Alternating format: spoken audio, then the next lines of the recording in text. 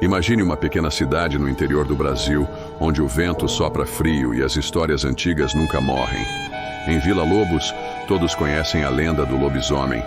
Dizem que nas noites de lua cheia, um homem se transforma em besta e vagueia pela floresta à procura de sangue.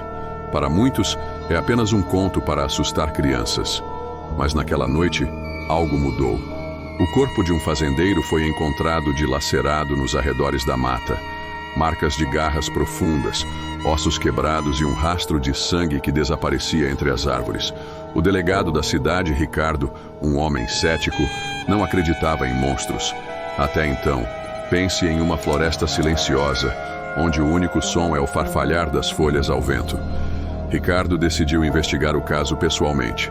Armado com uma lanterna e uma pistola, ele seguiu o rastro de sangue. De repente, um uivo ecoou na escuridão. Um uivo que não parecia humano, nem animal. A lanterna tremia em suas mãos quando ele avistou algo. Olhos brilhantes, como duas brasas, fixos nele. Antes que pudesse reagir, a criatura avançou.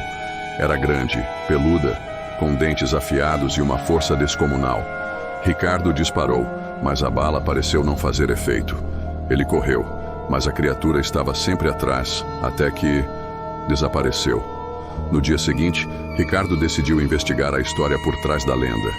Ele descobriu que, há décadas, uma família da cidade era amaldiçoada. Os lobos, como eram chamados, viviam isolados na floresta. Dizia-se que o patriarca da família havia feito um pacto com o diabo e, desde então, um membro da família se transformava em lobisomem a cada geração. O último descendente conhecido era Gabriel Lobo, um homem misterioso que vivia sozinho. Ricardo decidiu visitá-lo. A casa de Gabriel era antiga, com madeira apodrecida e janelas quebradas. Ao entrar, Ricardo sentiu um cheiro de mofo e algo mais: sangue.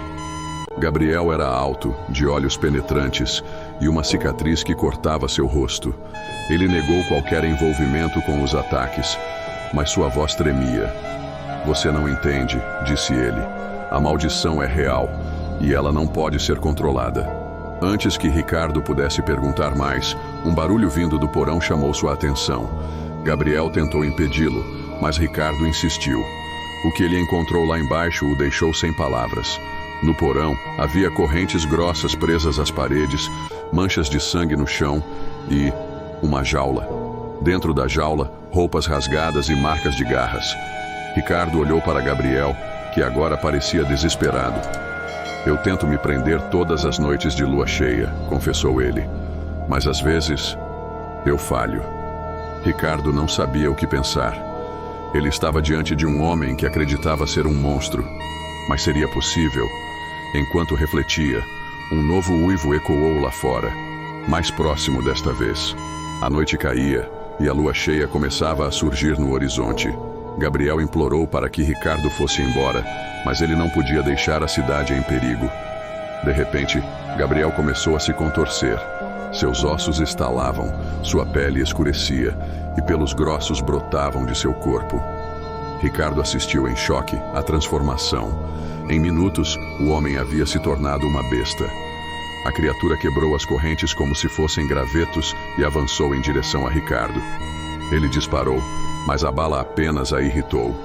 Ricardo correu pela floresta com a criatura logo atrás. Ele sabia que não poderia vencer a besta, mas talvez pudesse enganá-la. Ele se escondeu em uma caverna, segurando a respiração enquanto o lobisomem farejava o ar. De repente, ele ouviu um som familiar, o latido de cães. Os caçadores da cidade haviam seguido seu rastro. A besta foi atraída pelos cães, dando a Ricardo uma chance de escapar. Mas ele sabia que isso não acabaria ali. De volta à cidade, Ricardo descobriu algo perturbador. Gabriel não era o único lobisomem. Havia outros, espalhados pela região, todos descendentes da mesma família amaldiçoada. E pior, a maldição estava se espalhando. As vítimas dos lobisomens não morriam, elas se transformavam. Ricardo percebeu que estava lidando com uma epidemia de monstros. Ele precisava de ajuda, mas quem acreditaria nele? Ricardo reuniu um grupo de caçadores e partiu para a floresta. Eles sabiam que a próxima noite de lua cheia seria decisiva.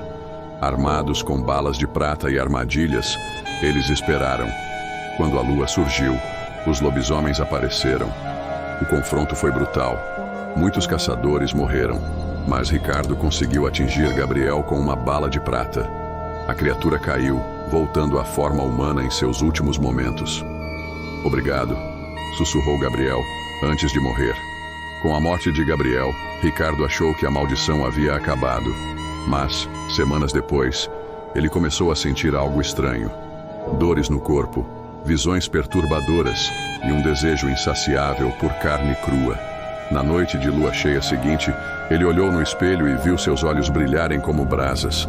A maldição não havia acabado. Ela apenas havia encontrado um novo hospedeiro.